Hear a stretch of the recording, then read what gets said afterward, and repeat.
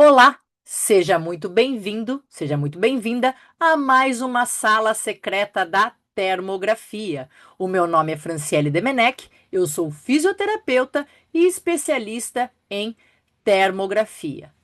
Lembrando que esse é o nosso encontro semanal, que acontece todas as segundas, ao 12h30, ao vivo, numa sala VIP do Zoom. Então, caso você queira participar da próxima, tá?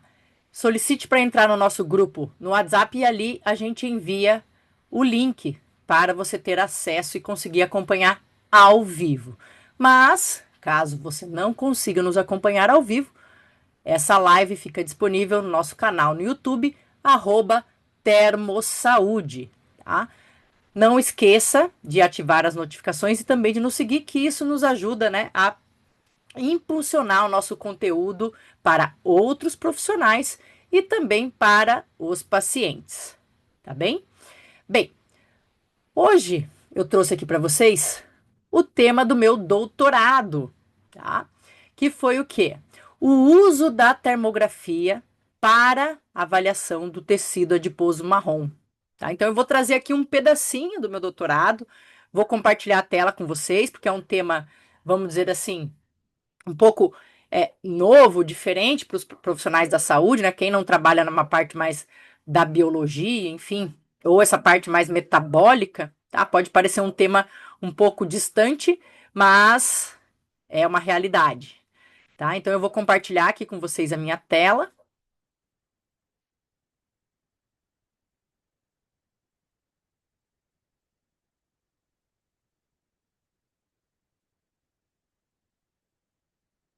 E tudo ok aqui. Só me confirma se tá ok, Carlos?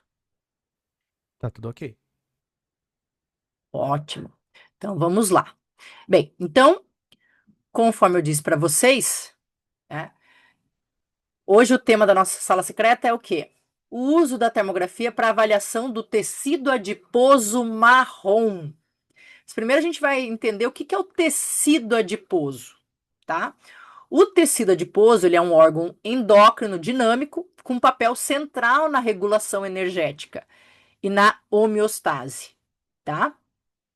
E as principais células do tecido adiposo são os adipócitos. E ele pode ser dividido de acordo com a sua localização, tá? E o tecido adiposo, tá? Ele tem a sua especificidade, determinada morfologia, está correlacionado, né, com a regulação hormonal aí também, né? Ele muda de acordo com a origem, sua função e localização, e também tem a sua função e propriedade de plasticidade, tá? Bem, então ele pode ser dividido de acordo com a sua localização, como eu disse, em branco, que é o tecido adiposo, nós comumente conhecemos, né, esse de acúmulo, né, da gordura corporal. Nós temos o tecido adiposo marrom, vou explicar para vocês o que é, o tecido adiposo bege e o tecido adiposo rosa, tá? Bem, então, primeiro eu trago aqui para vocês um desenho, tá? Extraído e adaptado de Correia de 2019, no qual ele mostra aqui para nós, ilustra essa ilustração do tecido adiposo branco, tá?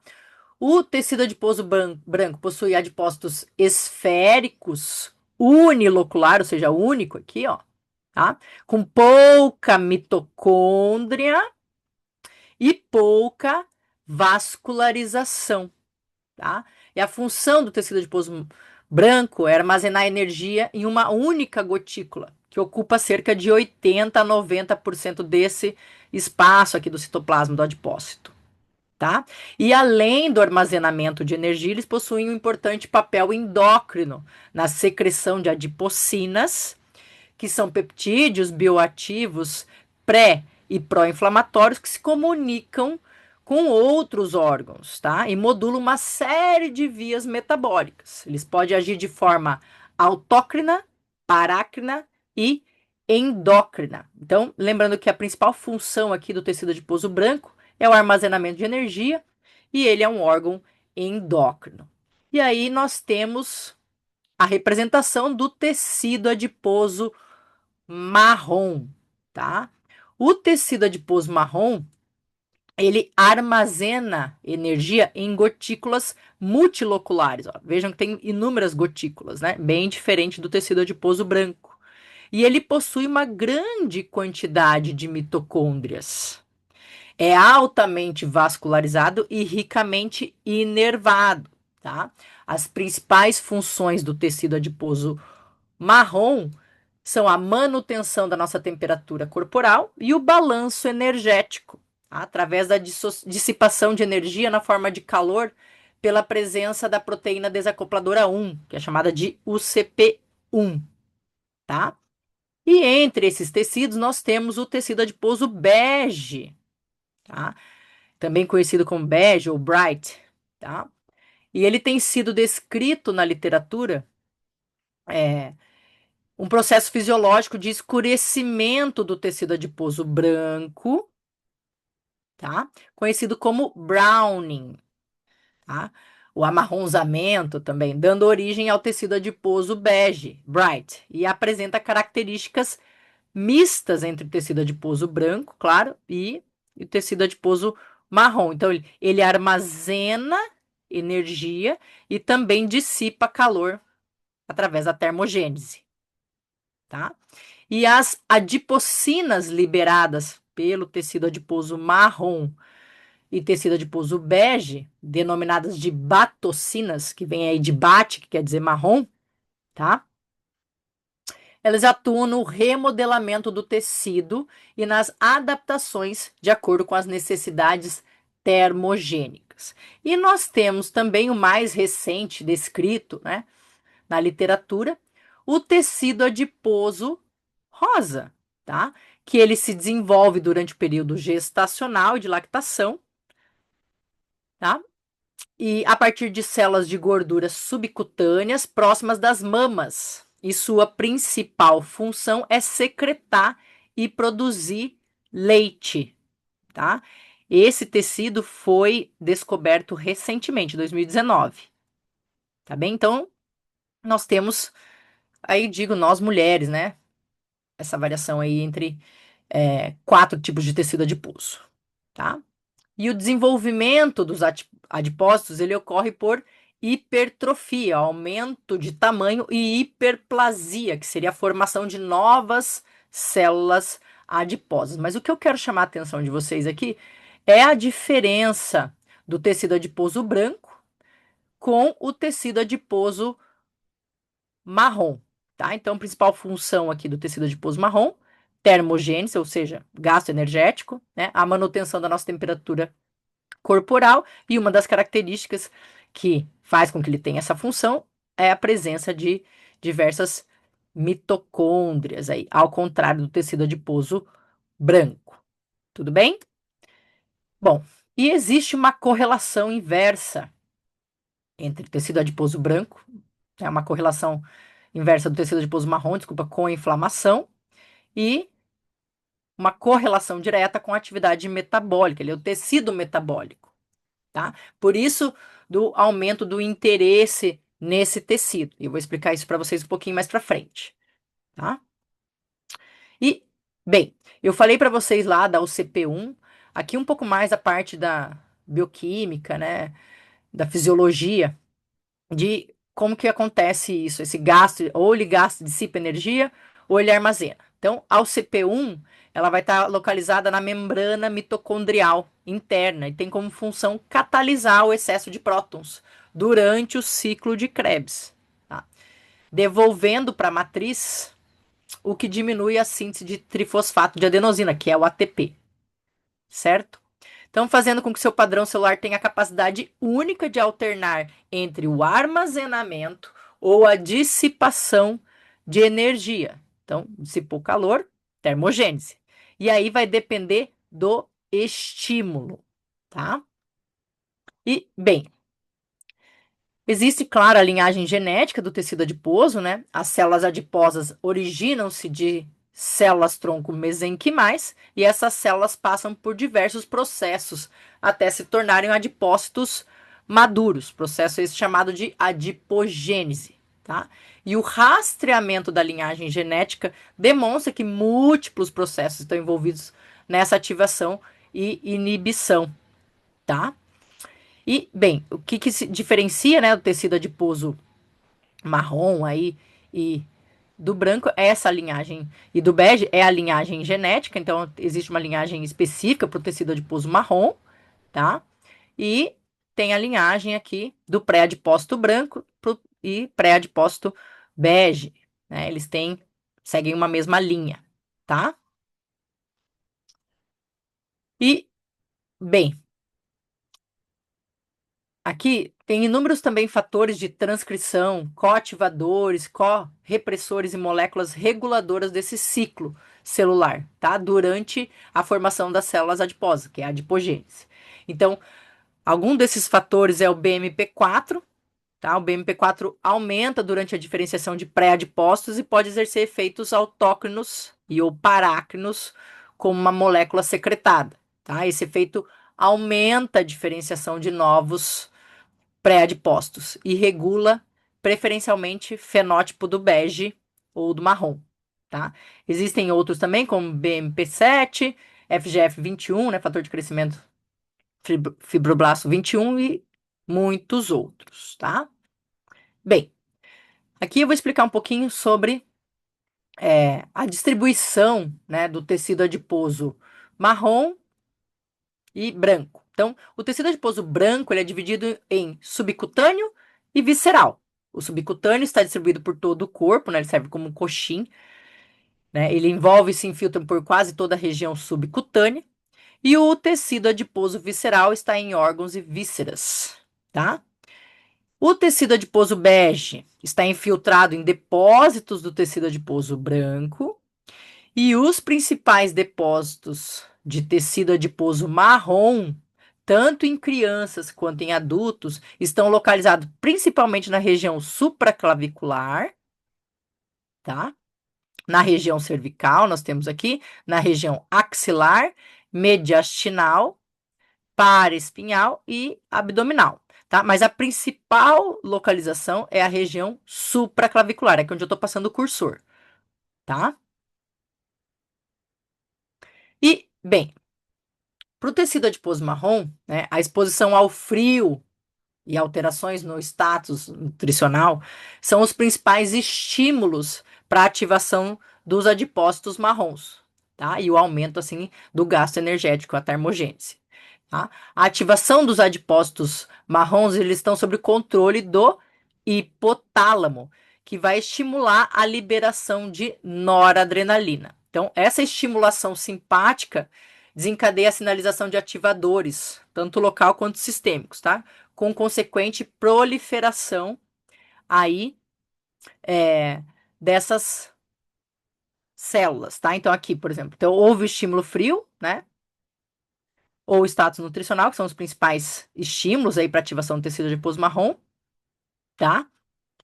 Ele está sob controle do hipotálamo, que vai liberar aí noradrenalina, tá? A estimulação simpática desencadeia a sinalização, né, de ativadores, tanto local quanto sistêmico, como eu disse para vocês, e com consequente proliferação e diferenciação de células precursoras para o desenvolvimento do tecido adiposo marrom. Então, essa sinalização desses ativadores pode ocorrer de forma direta ou indireta através da liberação de noradrenalina.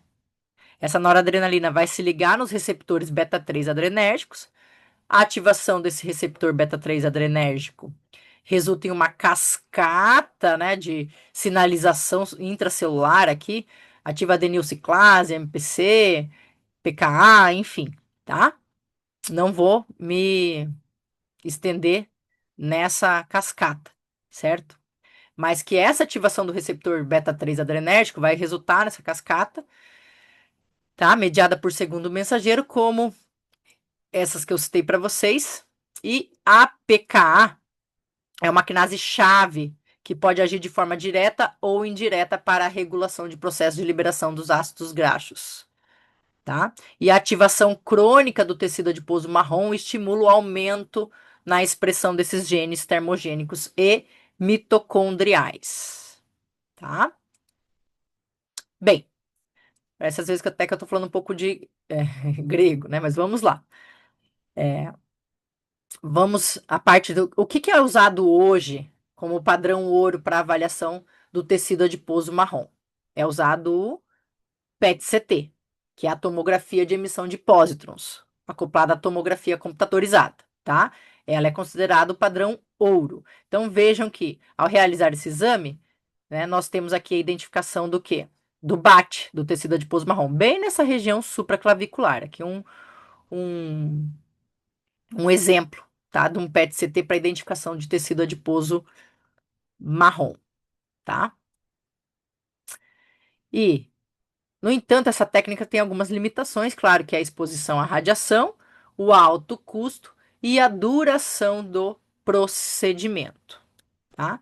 E outra possibilidade para avaliação do tecido adiposo marrom, como ele gera calor, é a termografia infravermelha, né? Então, a termografia ela realiza a captação e a transformação da radiação emitida pela pele em imagens que vão refletir a dinâmica microcirculatória da superfície cutânea, tá? Então, o tecido adiposo marrom ele pode transferir energia através da pele sobreposta na região supraclavicular, tá? Após ativação por um estímulo, como a exposição ao frio, tá? E estudos anteriores com crianças, adultos, enfim, já mostraram um aquecimento reprodutível e específico da região supraclavicular após esse estímulo frio, que corresponde ao tecido adiposo marrom, tá? Aqui nós temos uma fotografia, né, uma imagem digital, onde ele representa aqui as áreas selecionadas para avaliação do tecido adiposo marrom, tá?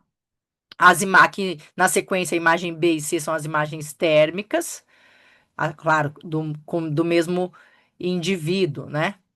Mas o que ele quer mostrar é esse aquecimento após um estímulo frio dessa região supraclavicular, que representa aí a presença de tecido adiposo marrom, tá? E os estudos verificaram com sucesso a equivalência da termografia com o PET-CT para detectar o tecido adiposo marrom em humanos. E aí, qual que é a importância do tecido adiposo marrom? Né, eu falei aqui para vocês, né, dos fatores genéticos, da diferença do tecido entre os tecidos adiposos. Mas e aí? Qual que é a importância de se ter tecido adiposo marrom? São todas as pessoas que têm? Não. Para vocês terem uma ideia, essa proporção vai de 1 para 2, ou seja, 50% das crianças possuem, tá? Já em adultos é 1 para 20. Então, olha como essa prevalência do tecido adiposo marrom, ela, né, ela decresce quando entra na adolescência. E aí, qual que é a importância desse tecido? Então, a prevalência e atividade do tecido adiposo marrom tem uma correlação negativa com o IMC, ou seja, quanto maior a massa corporal, esse é o IMC, né, claro, em relação à obesidade, menor a prevalência desse tecido que gasta energia, tá?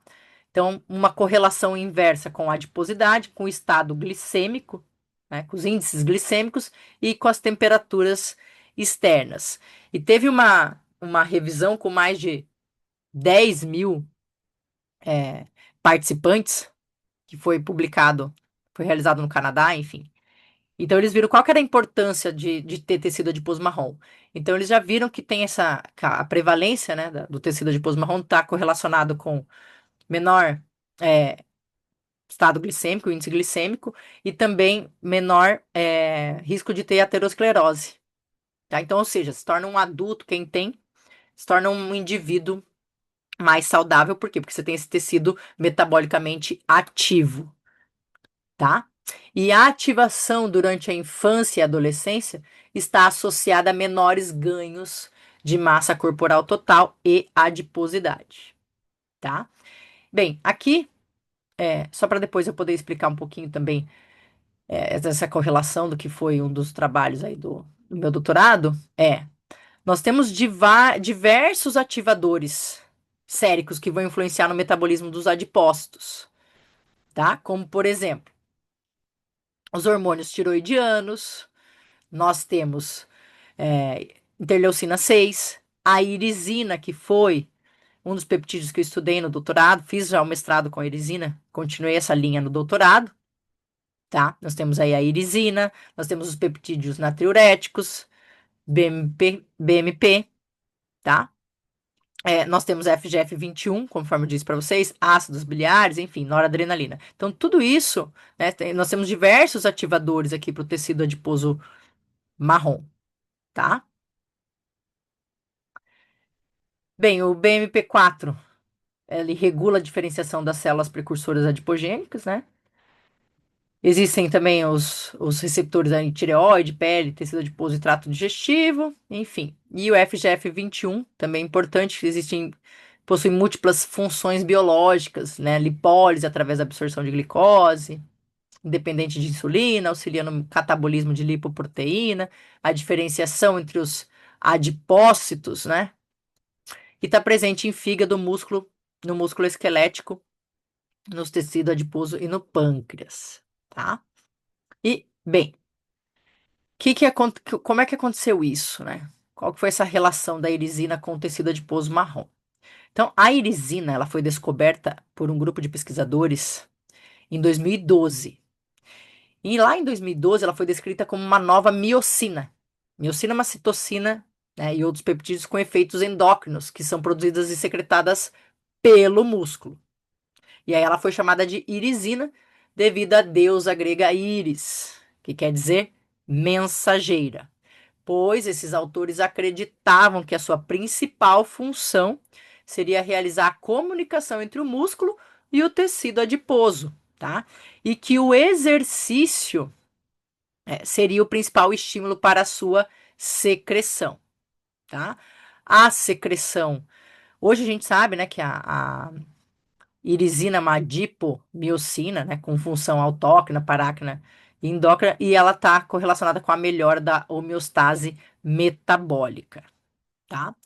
E a secreção de irisina ocorre a partir da expressão do coativador 1-alfa, do receptor ativado e a sua atividade, ela estimula a expressão de FNDC5, tá? Que após clivagem é secretado na corrente sanguínea como irisina, tá? E a irisina, qual que é a importância dela aqui? Ela induz o escurecimento, esse browning do tecido adiposo branco, tá?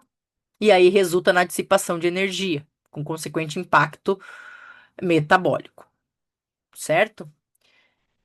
Então, esses efeitos locais dependem da distribuição do tecido adiposo e do tipo de adipócito, e as evidências sugerem que a produção de irisina pelo tecido adiposo ocorre por mecanismo de feedback positivo com o metabolismo energético, aumentando assim a capacidade de metabolizar glicose e ácidos graxos, com o aumento aí do escurecimento do tecido adiposo branco, tornando-se um tecido adiposo bege, tá? Então, também qual que é a correlação aí da irisina, né, com a questão de composição corporal? Então, tem uma correlação, estudos mostram correlação tanto positiva e negativa com a massa magra, né? Correlação positiva com o percentual de gordura. A irisina, em relação à resistência à insulina, tem correlação positiva com a glicose, os níveis de insulina, e também com Roma, né? IR, que é usado para avaliar aí, diabetes, né? E uma correlação negativa aí com a hemoglobina glicada, né? Em crianças com diabetes tipo 1, tá? Então, os estudos já mostram essa correlação também da irisina, o estímulo, que seria o exercício físico, né? Uma sessão aguda, já viram um aumento da concentração de irisina, né? Já o exercício tem alguns efeitos, alguns resultados contraditórios ainda com o treinamento crônico, e tem uma correlação negativa, a diminuição da concentração de irisina pode ser uma resposta adaptativa para preservar energia. Enfim, tá? Isso que eu quero trazer aqui para vocês. Então, um dos objetivos, quando eu realizei lá o doutorado, era avaliar em crianças com idade entre 6 e 12 anos a ativação do tecido adiposo marrom avaliado por termografia e correlacionar com as concentrações de irisina, tá? E também correlacionar a ativação do tecido adiposo marrom com parâmetros antropométricos e metabólicos. Então, nós avaliamos aí 60 crianças, tá? Dessas 60 crianças, 18 tinham sobrepeso ou obesidade e 42 crianças eutróficas, tá? Então foi avaliado, obviamente, a massa corporal total, a altura, a circunferência da cintura, enfim. E foi realizada também a coleta de sangue, né, em jejum, tá? Agora aqui o mais importante aqui para nossa sala secreta, como é que foi feita a avaliação do tecido adiposo marrom por termografia? Nós seguimos um protocolo já descrito na literatura por Simons em 2012, tá? Então a criança ficava sentada, com a cabeça em posição neutra e os braços aduzidos, realizava a termalização. Então as crianças ficavam expostas só à parte, né, supraclavicular, tá? Elas realizavam uma termalização por 15 minutos e nós realizamos a captura da imagem com uma câmera termográfica, obviamente, acoplada num tripé, numa distância aí de 0,8 a 1 metro, alinhada perpendicularmente à região supraclavicular. Então, primeiramente, termalização, né? A criança, normalmente, meninos, tiravam a camisa, enfim. Então, nós também realizamos, dividimos em sexo, né? Para ficar no mesmo sexo na sala, enfim. Nós, normalmente, realizávamos de cada 3 crianças. Então, realizava a termalização por 15 minutos. E nós realizávamos a primeira captura da imagem no momento T0, tá? Uma imagem pré-cold test, pré-imersão da mão na água fria. Tá? Então, aqui, ó, aqui um exemplo de uma criança que tá com a mão imersa aqui no baldinho, na água gelada. Essa temperatura da água também era monitorada. E aqui nós temos a câmera acoplada no tripé e capturando principalmente essa região supraclavicular. Então, a criança colocava a mão na água fria, 5 minutos de imersão nessa água, depois nós realizávamos uma nova coleta de imagem, após esses 5 minutos de imersão, tá? Nós realizamos as análises no software Thermofy e quando a gente fez a região de interesse aqui, né, desenhou essa região de interesse, nós não observamos diferença significativa entre o número de pixels, né? Isso é importante quando você vai comparar uma área com a outra. Então, nós realizamos o cálculo da temperatura da pele da região supraclavicular. Então, a gente selecionou essa região, nós calculamos a média do 10º percentil das temperaturas mais altas. Então, das temperaturas mais altas, a gente calculou 10% da temperatura mais alta. E a gente calculou daí a porcentagem da área termicamente ativa dessa região, tá? Ou seja, o percentual dessa região, dessa área, com a temperatura acima do 10º percentil. E depois nós calculamos o delta, né, da diferença desse percentil do momento pós-cold test menos o momento T0, tá? E, bem, aqui trouxe para vocês essa tabela, né, com os parâmetros antropométricos e bioquímicos da população estudada, a média da idade, o IMC, dados de colesterol total, HDL, LDL, triglicerídeos. Claro que vai ter diferença entre a população eutrófica com sobrepeso e obesidade, né, nesses fatores. A gente também observa nos índices, né, que na concentração de irisina, olha a diferença da população eutrófica para a população obesa, tá? Então, aqui a gente mostra, né, a distribuição por sexo e a idade foram semelhantes entre os grupos, tá? Os níveis de colesterol total, triglicerídeos e LDL eram significativamente maior no grupo com sobrepeso, enquanto HDL e glicose foram semelhantes aí entre os dois grupos. E os níveis de irisina, né, foram positivamente correlacionados com a idade e IMC, tá? Total de colesterol, triglicerídeos e LDL, tá? E, bem, aqui eu trago a imagem da termografia, né, na nossa análise termográfica. As imagens C e D representam aqui uma criança com tecido adiposo marrom ativo, tá? Já a imagem E e F, uma criança sem tecido adiposo marrom ativo. Então, primeiro de tudo, não houve diferença significativa em ambos os lados, né, avaliados aqui antes, tá? Da criança com sobrepeso, tá? E eutrófico. tá bem? Então, aqui representa a criança eutrófica, a letra A representa essa criança C e D aqui, tá? Então, vejam que a gente não observou diferença nesse 10º percentil, tá? Além disso, nenhuma diferença foi encontrada nos lados, né? A gente comparou o lado direito e o lado esquerdo, também não teve diferença, né? Então, não teve diferença entre esses grupos antes do cold test.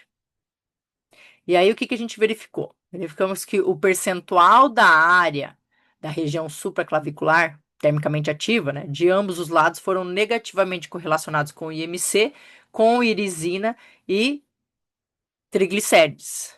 E não foram observadas correlações significativas entre o delta, né, dessa área termicamente ativa de ambos os lados com colesterol total, HDL e níveis de glicose. Mas o que eu quero mostrar para vocês aqui, ó, que é importante é o seguinte: então, a gente não observou diferença significativa, né, entre os grupos no momento pré-cold test, tá?